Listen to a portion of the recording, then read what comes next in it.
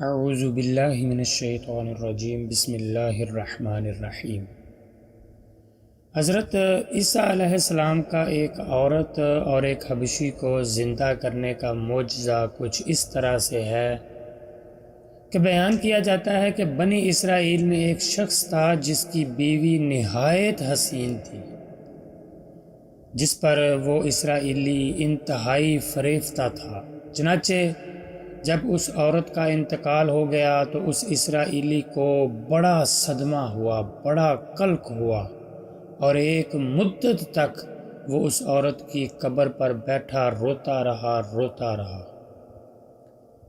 اتفاقاً حضرت عیسیٰ علیہ السلام کا ادھر سے گزر ہوا تو انہوں نے اس اسرائیلی کو پریشان حال دیکھ کر اس کا سبب معلوم کیا۔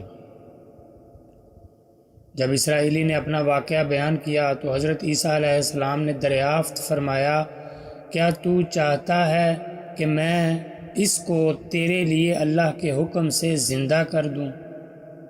تو اس اسرائیلی نے عرض کیا کہ ہاں حضور، یہی میں چاہتا ہوں۔ چنانچہ جب حضرت عیسیٰ علیہ السلام نے اس قبر کے مردہ کو آواز دی تو قبر سے ایک حبشی غلام جس کے ناک کے نتنوں، آنکھوں اور جسم کے دوسرے سوراخوں سے آگ کی لپٹیں اٹھ رہی تھیں، حضرت عیسیٰ علیہ السلام کو دیکھتے ہی غلام نے کلمہ پڑھا کہ لا الہ الا اللہ عیسیٰ روح اللہ۔ اسرائیلی نے یہ دیکھ کر عرض کیا، حضور مجھ سے غلطی ہو گئی، میری بیوی کی قبر تو دوسری ہے۔ یہ سن کر حضرت عیسیٰ علیہ السلام نے حبشی کو حکم دیا کہ تم اپنی قبر میں واپس ہو جاؤ۔ چنانچہ وہ مردہ ہو کر گر گیا اور اس کی قبر کو مٹی سے چھپا دیا گیا۔ پھر حضرت عیسیٰ علیہ السلام نے اس دوسری قبر کی جانب توجہ فرمائی اور حکم دیا کہ اے صاحب قبر، اللہ تعالیٰ کے حکم سے زندہ ہو جا۔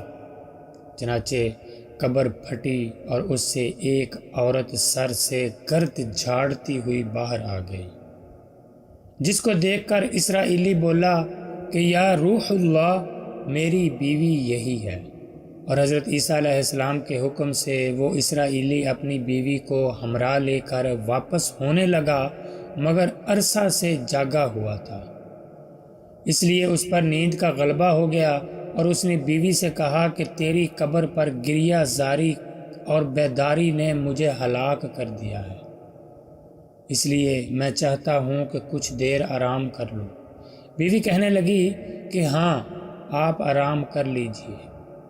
چنانچہ وہ اسرائیلی بیوی کی زانوں پر سر رکھ کر سو گیا۔ اتنے میں ایک گھوڑے پر سوار ایک شہزادے کا ادھر سے گزر ہوا، جو اپنے زمانے کا یکتا حسین تھا، جس کو دیکھ کر وہ عورت از خود فریفتہ ہو گئی اور اس کا دل قابو میں نہ رہا۔ اس نے شوہر کا سر زانوں سے نیچے رکھا اور فرط محبت اور عشق کے غلبہ سے مجبور ہو کر شہزادے کے سامنے جا کھڑی ہوئی۔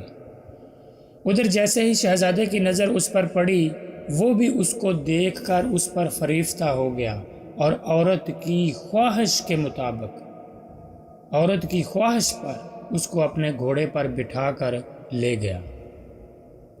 چنانچہ اس کے شوہر نے بیدار ہو کر جب اپنی بیوی کو نہ پایا وہاں پر تو نہایت پریشان ہوا اور اس کے ملنے کی تدبیر سوچنے لگا۔ سوچتے سوچتے آخر اس نے کسی طریقے سے قدموں کے نشان پر چل کر اپنی بیوی کو تلاش کر لیا، جو شہزادے کے پاس پہنچ چکی تھی۔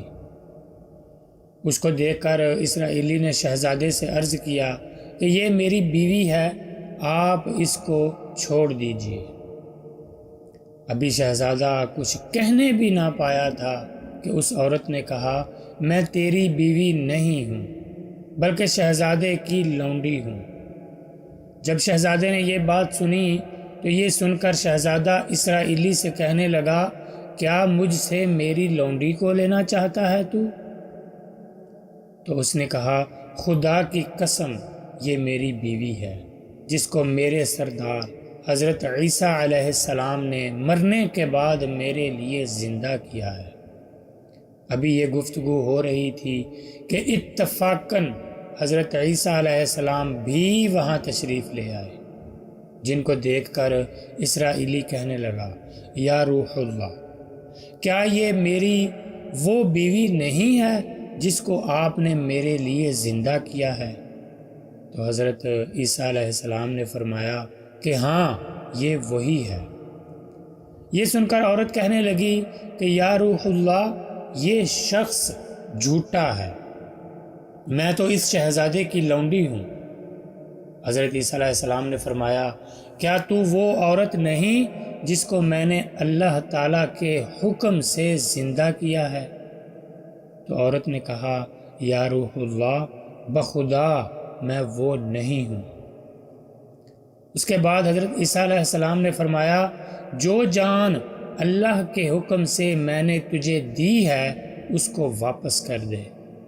یہ سنتے ہی وہ عورت پھر مردہ ہو کر گر پڑی، اور حضرت عیسیٰ علیہ السلام فرمانے لگے کہ جو شخص ایسے آدمی کو دیکھنا چاہے جو کافر مرا تھا اور زندہ ہو کر ایمان لایا، تو وہ اس حبشی غلام کو دیکھ لے جو پھر ایمان کی حالت میں مرا ہے، اور جو کوئی ایسے شخص کو دیکھنا چاہے جو مومن مرا تھا، پھر اللہ نے اس کو زندہ کیا اور وہ کافر ہو کر حالت کفر میں مر گیا، تو وہ اس عورت کو دیکھ لے۔ اس واقعہ کو دیکھ کر اسرائیلی نے قسم کھائی کہ اب کبھی نکاح نہیں کرے گا، اور میدانوں کی طرف نکل گیا جہاں اللہ تعالیٰ کی عبادت میں مصروف رہ کر اسے موت آ گئی۔ اللہ تعالیٰ اس پر رحم فرمائے۔ اس واقعہ سے حاصل حصول یہ ہوتا ہے کہ نبی اور رسول کے اقرار و انکار کا نتیجہ اس حقائق سے ظاہر ہوتا ہے، اور سبق ملتا ہے کہ کامیابی اپنے نبی صلی اللہ علیہ وسلم کی اطاعت و محبت سے ہی مل سکتی ہے۔ چنانچہ ہمیں بھی چاہیے کہ ہر حال میں اپنے نبی کریم صلی اللہ علیہ وآلہ وسلم کی اطاعت کو سامنے رکھیں، چاہے دل مانے یا نہ مانے، لیکن نبی کریم صلی اللہ علیہ وآلہ وسلم کے طریقوں کو لازمی اپنایا جائے۔ اللہ سبحانہ و تعالی ہمیں اس واقعہ سے سبق حاصل کر کے عمل کرنے کی توفیق عطا فرمائے۔ آمین ثم آمین یا رب العالمین۔ السلام علیکم ورحمۃ اللہ وبرکاتہ۔